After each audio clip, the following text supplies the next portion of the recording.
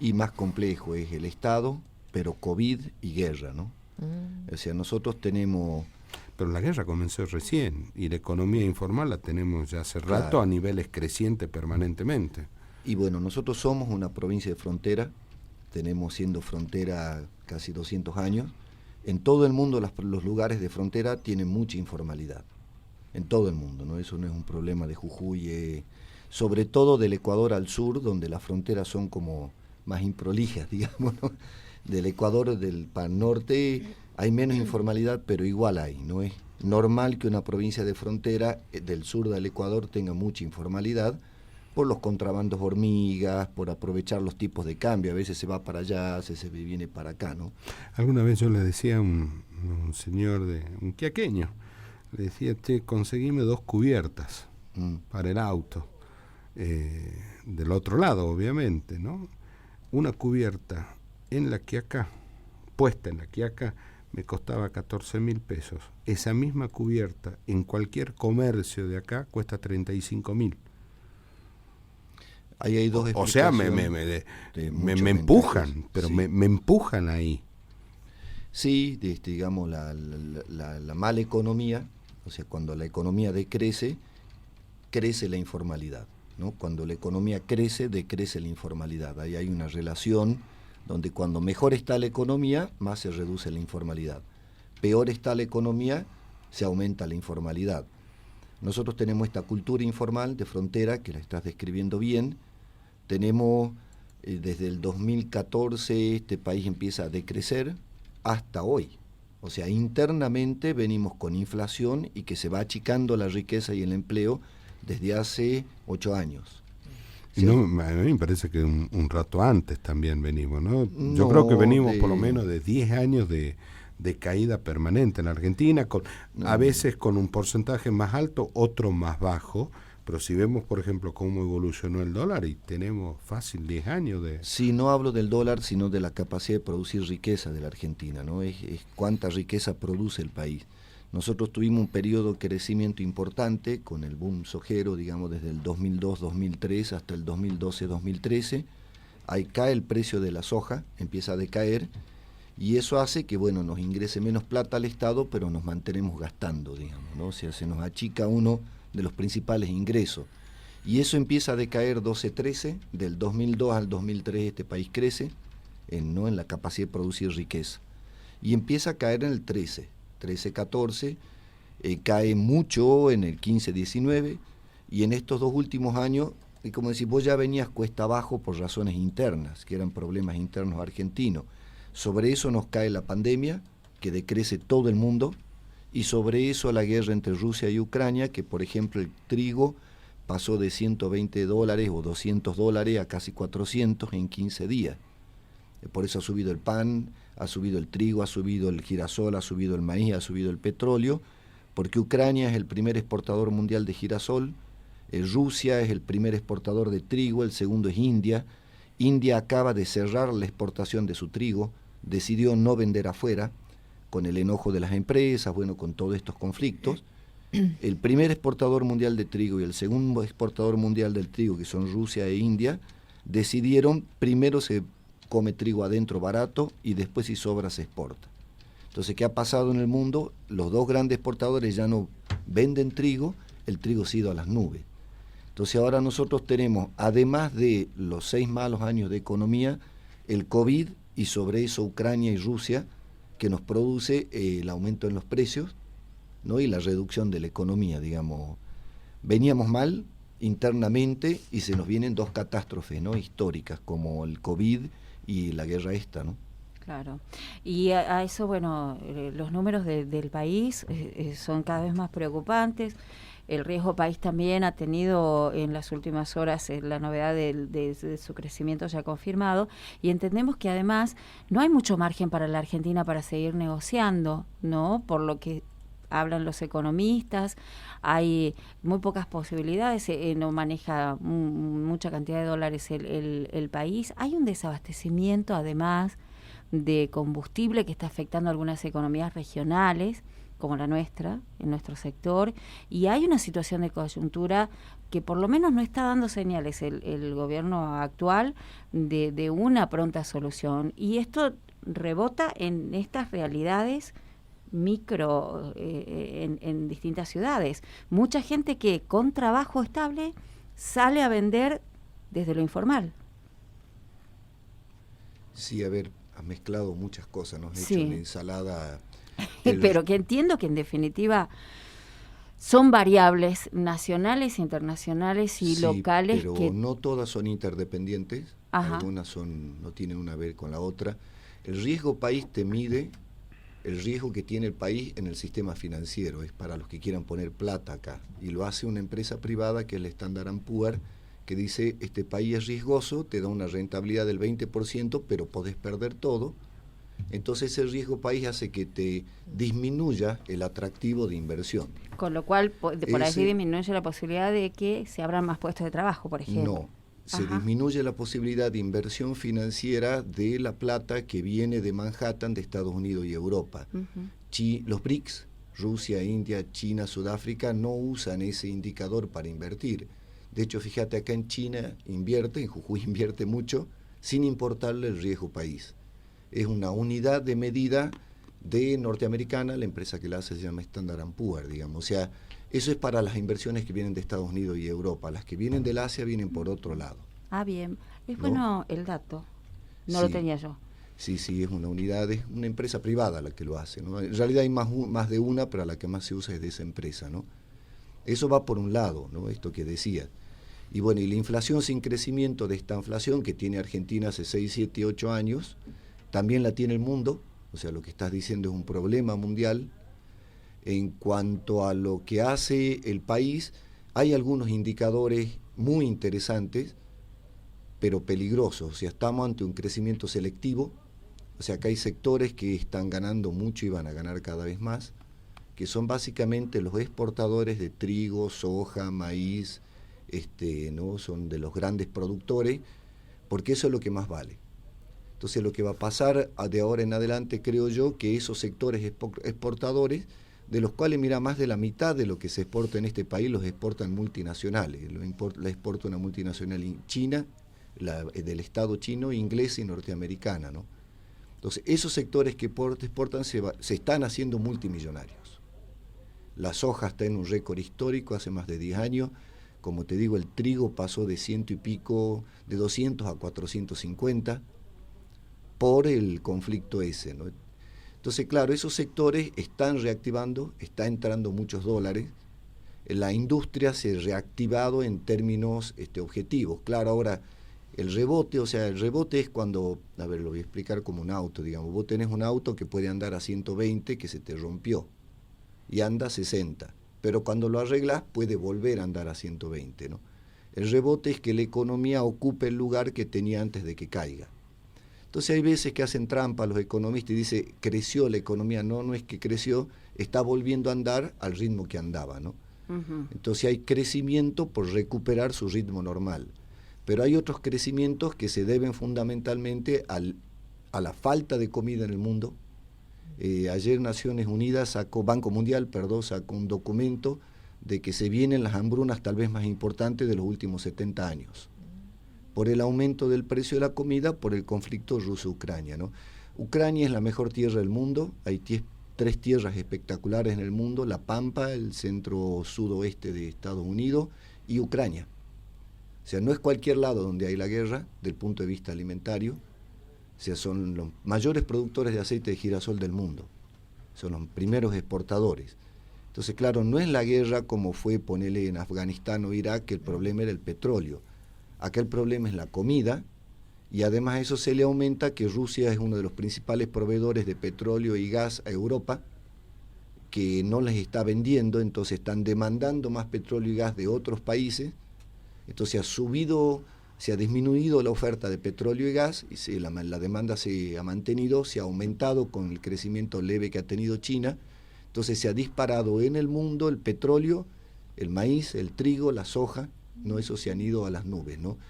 Obviamente todos los derivados de eso también, porque el maíz y la soja son la base de la alimentación de los pollos y de los cerdos, entonces ha subido, y de la vaca.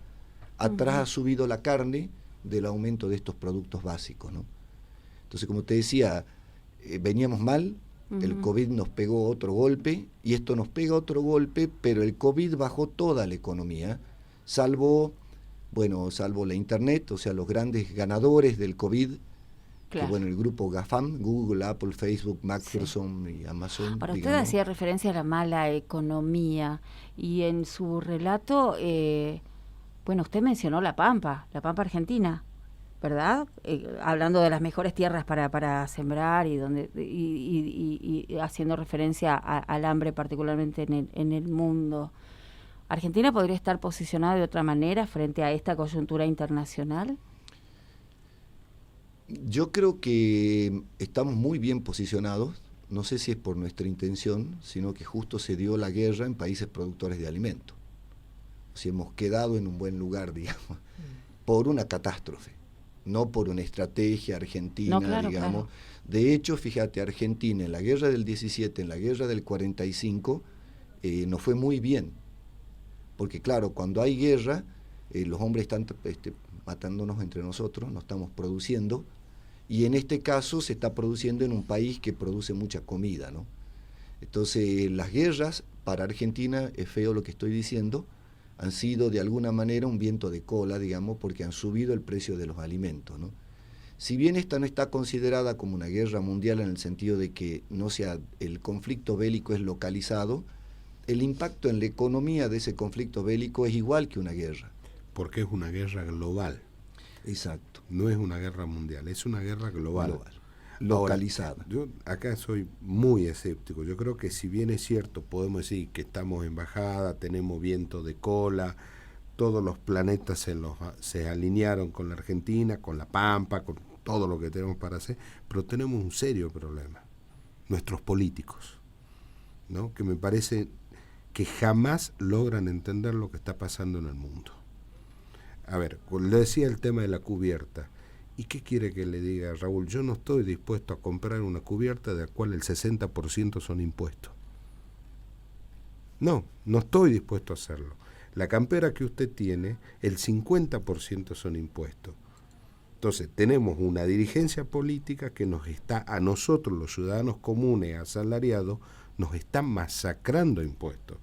Y no vemos los resultados con todo lo que pagamos. Por eso que yo le decía al principio de que no solamente estos sectores más vulnerables se van a la economía informal, sino aquellos sectores de clase media, media peleadora, o aquellos sectores de clase media que no quieren caer en la pobreza y buscan vender camisas, en vez de ir a poner un negocio en el centro, un pequeño local, porque sabe que lo van a matar impuestos y que va a estar 3-4 meses para poder abrirlo, prefiere venderlo a través de redes sociales y tener la ropa acomodada en un cuarto de su casa. O sea, la gente se va por fuera de lo que sea el Estado, permanentemente. Sí, eso los ricos también lo hacen, ¿no? Es una actitud todos masiva, digamos, ¿no? Todos, ricos, pobres, clase media, clase alta, todos. Ahí hay un premio Nobel que se llama Simon Kuznets que dice: en el mundo hay 4 tipos de países, ¿no? Los desarrollados, los subdesarrollados y 2 difíciles de entender, Japón y Argentina. Él dice que son países que hay que pensarlos distintos, porque su comportamiento no tiene relación con su riqueza. Y una de las cosas que a mí me gusta que él dice del problema de los argentinos es que convivimos 2 sectores, unos que no les gusta el Estado, que son más de tendencia liberal, más o menos tu postura, digamos que creen que el Estado perjudica, no beneficia en la economía, y otros sectores que no se imaginan la Argentina sin el Estado. Yo me baso a la realidad, ¿sí? Los impuestos que estamos pagando todos, absolutamente, desde el más pobre hasta el más rico. La salud catastrófica, colapsada, la salud pública. La educación pública, colapsada. La seguridad, colapsada. Entonces, me están masacrando impuestos para sostener a una clase política. El 80% del presupuesto municipal son salarios. De todos los estados casi son el mismo problema. Es imposible, entonces. Pero cuando decimos salario, es clientelismo político. Y hay de todo. Hay mucho maestro, hay mucho policía, hay mucho enfermero. Ministerio de Educación, 60.000 empleados en la provincia de Jujuy. Ministerio de Educación, 30.000 solamente son docentes. Sí, el resto es militancia política. Sí, digamos, te vuelvo a repetir, hay gente como vos que le molesta un Estado que cobre mucho y sea ineficiente, y que el que genera riqueza tenga que mantener esa ineficiencia, que es real. Pero hay otros sectores políticos que consideran que si no está el Estado acá en Jujuy, en Argentina, la concentración de la riqueza eliminaría la clase media, ¿no? De hecho, acá en Jujuy somos 90.000 empleados públicos, 50.000 de los cuales es clase media gracias al Estado. Entonces es una tensión de dos sectores que ven distinta a la Argentina. Esos dos sectores se pelean, y esa pelea atraviesa los partidos. Fíjate, 76 al 83 fuimos liberales con los militares. Del 83 al 89 fuimos estatistas con Alfonsín, radical. Del 90 al 2000 fuimos liberales con el peronismo, un peronismo liberal, el de Menem. Del 2002 al 2015 fuimos estatistas con el peronismo. Del 2015 al 19 fuimos liberales con los radicales, que del 83 al 89 fueron estatistas. Entonces acá hay, creo yo, dos sectores de la población con distinta idea y con partidos políticos que cambian de idea. Yo no soy de ninguno.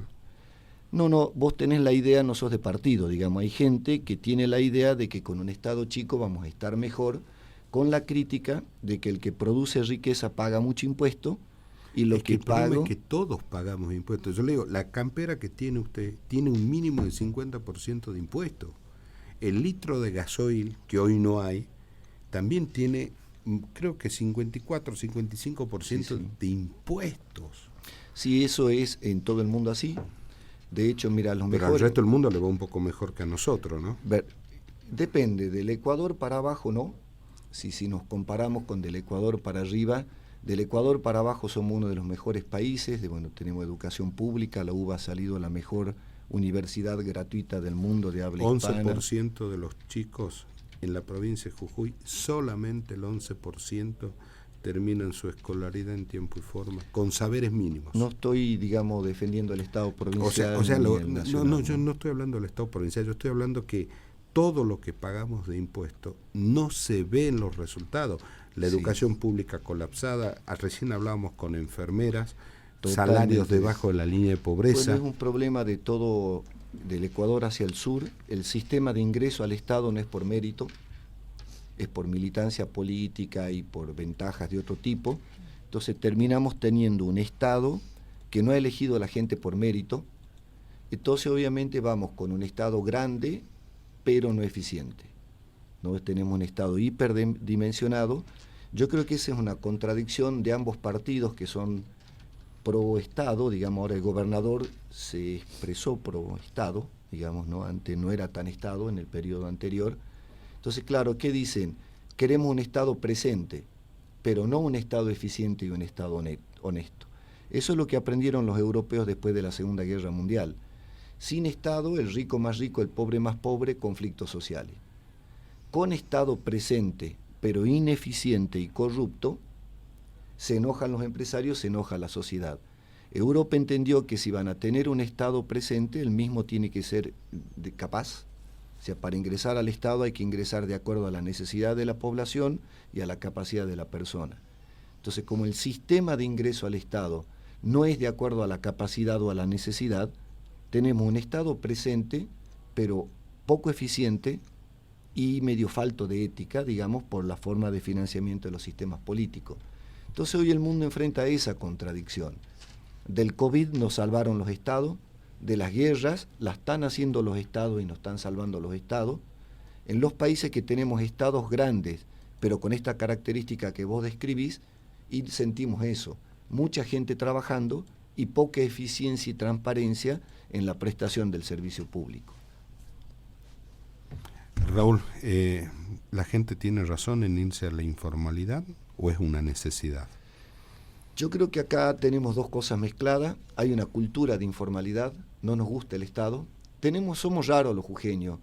Le demandamos que esté, que nos dé, que sea eficiente, que sea honesto. pero cuando vamos a comprar nos gusta la informalidad, ¿no? Tenemos una conducta de compra de frontera. Muchas veces yo he tenido la discusión... ¿Nos gusta o es una necesidad? Yo le planteé el Ambos. caso personal, caso mío. Yo no estoy dispuesto a pagar 35.000 pesos una cubierta, al cual más del 50% son impuestos. Ambos, digamos, hay una cultura de informalidad. Acá si podemos evadimos el Estado. Es una práctica de todos los jujeños, de la mayoría creo yo, que es común en la ciudad de frontera.